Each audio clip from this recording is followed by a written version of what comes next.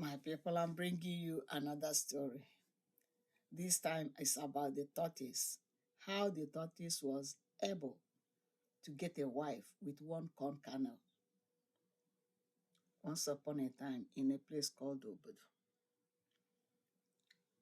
tortoise was passing through the village square and there was this uproar, big argument.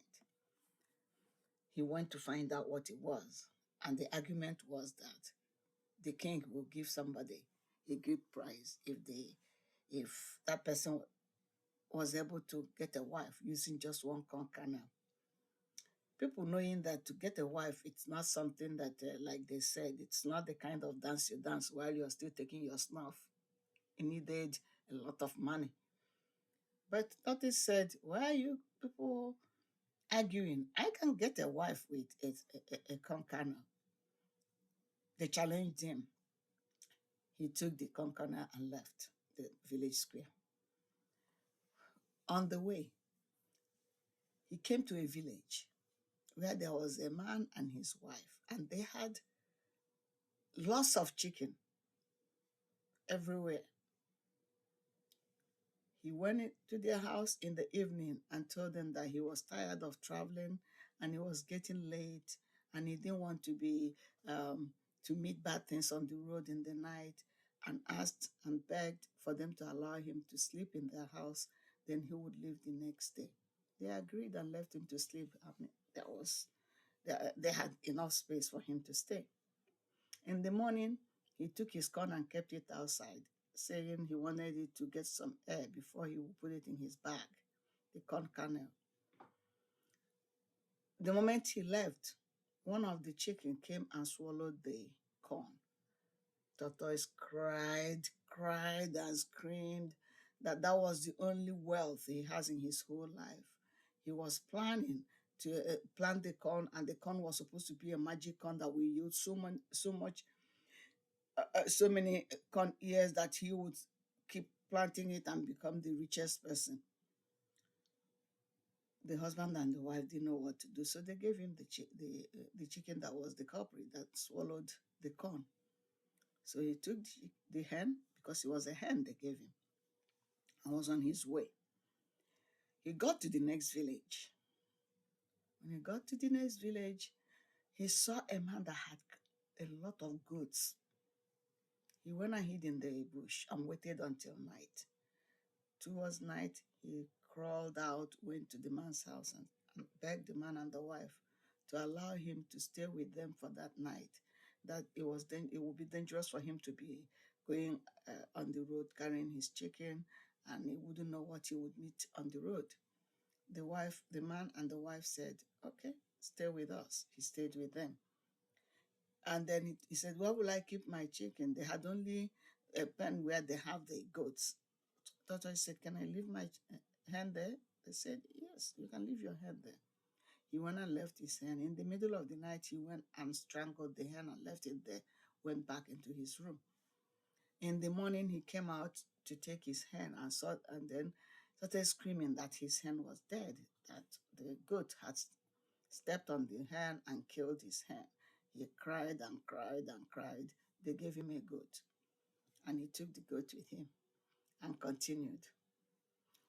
In another village, he saw a man and the wife again that had many cows. They had a big ranch, big cow everywhere. He went and begged them again to sleep in their house. They agreed. He slept. Then he left his cow in the ranch, inside the enclosed ranch where the cow were. In the middle of the night, he went and put a little fire that started a stampede. And the cows couldn't get out as they were running with a closure. They stepped on the goat and the goat died. Tortoise came out in the morning and cried and cried and cried. They gave him a cow to take with him in place of his goat. He continued on his journey.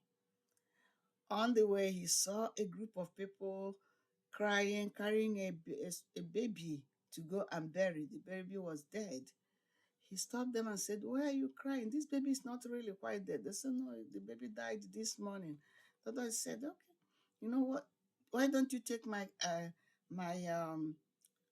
cow? I can take the dead baby off you, and then try and see if I'll resuscitate this baby." They agreed.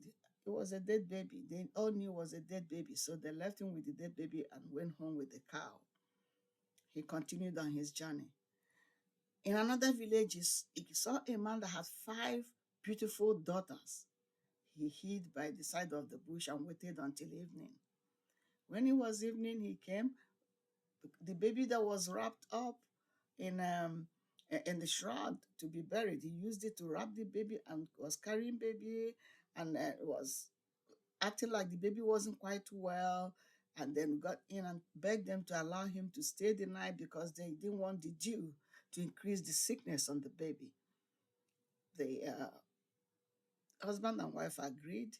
When they were going to sleep, he said, "If you don't mind, please allow me to leave my baby where your children are sleeping so they can emit some heat and then help the child not to die in the night because it's shivering, it's very cold."